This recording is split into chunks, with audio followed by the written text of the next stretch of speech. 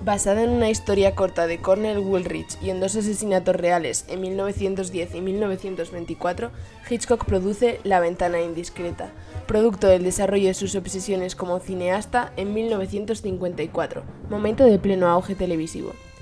Todos sabemos que una de las bases estilísticas del cine de Hitchcock es el voyeurismo, definido como experimentar placer al ver la vida de otros, en ocasiones con matices sexuales.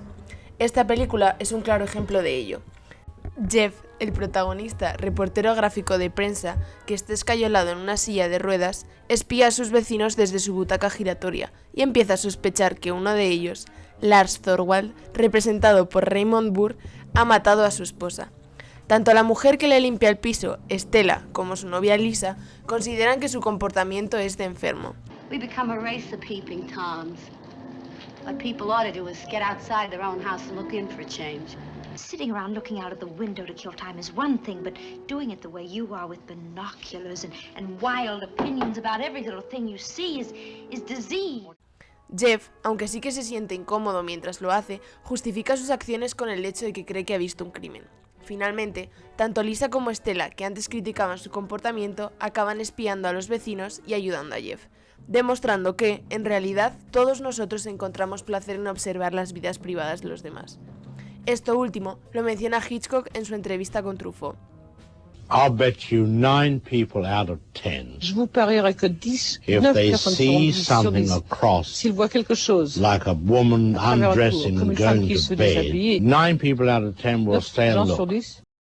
A lo largo de la película podemos ver cómo la condición de voyeur de Jeff desemboca en una ignorancia hacia él mismo y sus propios problemas. Jeff, I'll be honest with you. You're beginning to scare me a little. Como hemos dicho anteriormente, el voyeurismo es un hilo conductor de las películas de Hitchcock. Consecuentemente, encontramos paralelismos entre escenas de la película y otras producciones del director. Ejemplo de ello es Psicosis, cuando Norman Bates espía a Marion Crane desde un agujero en la pared con una intención, esta vez sí sexual, entrando en una intimidad secreta que nadie tiene derecho a desvelar. En Los pájaros, Melanie Daniels se encuentra aterrorizada en Bodega Bay observando el caos de explosiones y ataques por parte de las aves de la zona. En Marnie la ladrona, Mark Rutland vigila disimulada y constantemente a Marnie, a la que ha reconocido como la mujer que se llevó el dinero de la caja de su cliente, Sidney Stratt. Ante todos estos ejemplos, para Hitchcock hay voyeurismo de dos tipos, tanto voyeurismo culpable, como sería el que ocurre en Psicosis, como inocente en el caso de Los pájaros. También hay otras ocasiones en las que el voyeurismo es un acto obligado, cuya omisión constituye insolidaridad. Hitchcock se encontraba en desacuerdo con la ideología anglosajona que siempre tendía al individualismo, y por ello, durante toda su trayectoria cinematográfica, quiso entrar en la vida de los demás para procurar que otros comprendan mejor la condición humana y tratar de mejorarla. Además, otro rasgo general de las películas hitchcockianas es que todos los personajes que actúan de forma éticamente inmoral reciben un castigo proporcional a su conducta. De esta manera, el comportamiento de voyeur de Jeff tiene como consecuencia su caída por la ventana cuando Thorwald intenta asesinarle. A Lisa, por su parte, quien al principio de la película presumía de su condición de adinerada, acabó con dificultades para pagar la fianza de la cárcel tras colarse en la casa de Thorwald. Uno de los aspectos más relevantes de esta película es que Hitchcock pone al espectador en la piel de Jeff. Nunca abandonamos la habitación de Jeff, nos encontramos igual de inmóvil que el protagonista, por lo que todo lo que vemos, excepto alguna escena para aumentar el suspense, es lo mismo que ve Jeff, siendo esto una clara metáfora del protagonista con el espectador. Las cortinas abriéndose y cerrándose en la primera y última escena representan las de un teatro, reforzando la idea de que Jeff está observando un espectáculo. De la misma manera, los encuadres dentro del plano llaman la atención del espectador para mostrarle que lo que está viendo no es real, es una representación dentro de una representación, como en un cuadro. De esta forma, somos partícipes del voyeurismo también. Los puntos de vista son prácticamente todos desde el nivel de ojos de Jeff, y los movimientos de cámara representan cómo el protagonista mueve la cabeza, adoptando así una faceta metadiscursiva, es decir, el protagonista observa a través de una ventana con una forma muy parecida a la de una pantalla cinematográfica. Para ello, utiliza prótesis de su mirada, cámaras que le permiten ver de cerca lo que ocurre al otro lado del vecindario. Al mismo tiempo que nos convertimos en Jeff, él se convierte en nosotros. Un espectador de televisión en los años 50, etapa del consumismo moderno, que se sentaría en un sofá cambiando de canal para combatir su aburrimiento. Esto mismo hace Jeff con sus vecinos, donde las ventanas del edificio reflejan estos canales de televisión de distintos géneros. Una comedia romántica por La bailarina y sus visitas, un drama por Corazón solitario, un musical por El pianista y un thriller por Thorwald. Esta metáfora también se justifica en la oscuridad en la que Jeff se ampara para poder dar rienda suelta a su pulsión escópica de voyeur, al igual que el espectador cómodamente sentado en la oscuridad de la sala de cine, aunque este sí es consciente de que su condición de voyeur nunca va a ser interpelada por la oscuridad y por la incapacidad de interactuar con los personajes. El protagonista no solo se refleja en un simple espectador, sino en el de género de suspense. Una de las escenas en las que queda reflejado es aquella en la que Lisa entra a investigar en la casa de Thorwald. En el momento en el que aparece el asesino, Jeff sentirá la misma impotencia, puesto que no puede avisarle al estar inmovilizado en la silla de ruedas, como lo está el espectador de suspense desde su butaca. El proceso a través del cual Jeff prosigue el misterio despliega la actividad del cinéfilo.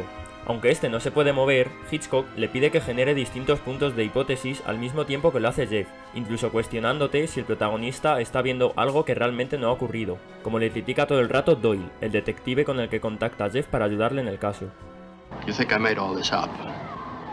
Well, I think you saw something. There's probably a very simple explanation. Hitchcock hace alarde de su capacidad para crear suspense mediante su propio cameo en la película. En La ventana indiscreta aparece con el hombre del piano, jugando con el reloj que se encuentra encima de la chimenea para presentarse a sí mismo como el hombre que da cuerda al reloj y dirige el tiempo de la película, siendo este muy lento y recurriendo a elipsis temporales. Además, el hecho de que se encuentre al lado del pianista puede hacer referencia a uno de los principales objetivos de Hitchcock a la hora de realizar películas: I enjoy playing the audience like a piano. Hitchcock juega con nosotros dirigiendo nuestras miradas siempre al punto exacto donde él quiere. Toda la película está construida en secuencias de 3 planos diferentes.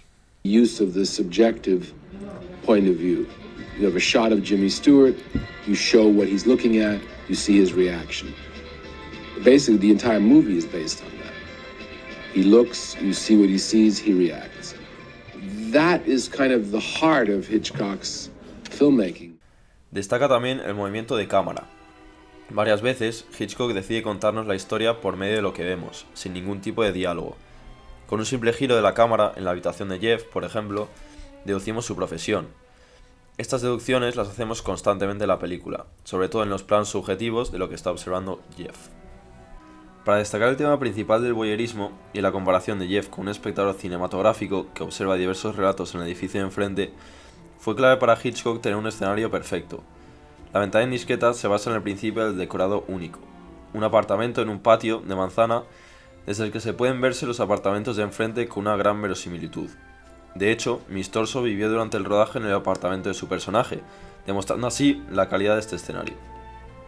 Este se inspiró en una zona de Manhattan llamada Greenwich Village, a la que Hitchcock mandó a sus fotógrafos para capturar el ambiente, sonidos e iluminación que observamos durante toda la película. Este vecindario se convierte en el mundo entero para Jeff, un espejo de la sociedad de esa época en la que, pese a vivir unos tan cerca de otros, se ha perdido el sentimiento de comunidad. El juego de luces permite crear el ambiente más real posible. Las luces en la ventana indiscreta poseen en primer lugar un significado literal. Cuando los vecinos tienen las luces apagadas, la trama no puede avanzar, ya que al estar bloqueados en la posición de Jeff no podemos ver nada. Lo mismo ocurre cuando Jeff se esconde de sus vecinos cuando piensa que le podrían descubrir espiándoles, echándose hacia atrás para entrar en la sombra de su habitación.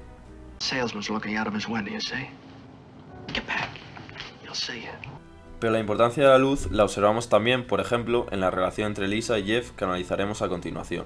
En la escena inicial, Lisa es como una amenaza para Jeff, necesita captar su atención y por ello enciende de manera pausada las lámparas, encargándose de iluminar la habitación. En esta misma escena, su sombra se proyecta por encima de él, para reflejar el miedo al compromiso por parte del protagonista. Además, con esta estrategia, estropea la condición de voyeur para que se fije en ella. En la película, la relación de Jeff y Lisa se entiende como un universo más personal que ocurre en el interior de la ventana y que a su vez resulta muy influido por lo que se ve fuera. Es necesario entender que Jeff es un fotógrafo de guerra que ha estado toda su vida rodeado de peligro y no está acostumbrado a una vida pausada. Y por el contrario, Lisa es una mujer con clase, la cual se ve constantemente envuelta en fiestas y eventos en los que Jeff no está cómodo. A lo largo del relato es destacable la evolución personal de Lisa con el fin de conseguir el amor de Jeff, hasta el punto de colarse en la casa del asesino asumiendo el riesgo que normalmente suele asumir Jeff, al que en esta situación no le queda otra opción que mirar por la ventana. Esta evolución se refleja en la vestimenta del personaje. Se aleja de la figura femenina, elegante y sofisticada que representa durante toda la película para resultarle más atractiva a Jeff. Asimismo, al final aparece con vaqueros en la cama leyendo una revista de aventuras, es decir, pasa a ser una persona más ligada a los gustos del protagonista, aunque en el fondo el espectador sabe que no es real. A su vez, vemos la aceptación por parte de Jeff de la relación. Para reforzar la evolución de estos personajes, Hitchcock utiliza las situaciones de los vecinos para reflejar los distintos puntos de la situación y los temores de los protagonistas. La pareja de los Thorwald muestra lo más horrible de un matrimonio. Por un lado está la mujer que es asesinada, que está enferma e inmóvil en la cama, al igual que Jeff, que no se mueve de su silla. Y por otro, separado por un marco distinto de la ventana, está el marido, el que se puede mover y supone una amenaza para su pareja, al igual que Lisa en la vida de Jeff. Corazón solitario refleja el miedo de Lisa en el supuesto de no conseguir a Jeff, y que por ello intenta por todos los medios no acabar sola como esa vecina. Miss Torso, la vecina bailarina que tiene varios pretendientes, aún así acaba con un hombre no muy agradable físicamente, produciendo una paradoja invertida. Esto le puede servir de ejemplo a Jeff, y así darse cuenta de que él puede seguir siendo el hombre perfecto para Lisa, pese a no verse a sí mismo como tal. Además, la perfección como algo inalcanzable se presenta también en las escenas del pianista, tocando una canción que le cuesta mucho, que nunca consigue representar sin ningún fallo, pero que sigue sonando de forma bella e increíble. Así se le presenta de nuevo a Jeff la idea de que la perfección en una relación es imposible, pero no por ello no puede llegar a ser lo mejor que le pueda pasar en la vida. Oh, it's enchanting. It's almost as if it were being written especially for us. Todos estos aspectos nos llevan a una conclusión clara, y es que el cine de Hitchcock está repleto de pequeños detalles que, a su vez, pueden tener una gran relevancia y coherencia con lo que se nos quiere contar. Nada está puesto al azar, todo influye en la obra audiovisual de Hitchcock, lo que supone una característica que separa al resto de directores cinematográficos de los más grandes y reconocidos. Respecto a La ventana indiscreta, podemos decir que se trata de una masterclass de cine. Hitchcock, que como ya todos sabemos es un genio del género de suspense, toca todas las teclas adecuadas en esta película.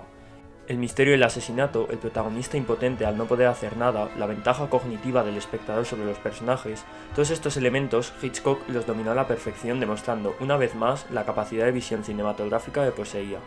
Es por ello que, sin duda, esta película se ha convertido en todo un clásico de la historia del cine. El tema tan habitual y común en la sociedad actual como es el voyeurismo, conecta además perfectamente con el espectador, que puede incluso llegar a sentirse identificado con el protagonista. Al fin y al cabo, todos tenemos esa parte de voyeur dentro de nosotros que nos incita, en cierta parte, a inmiscuirnos en la vida de los demás.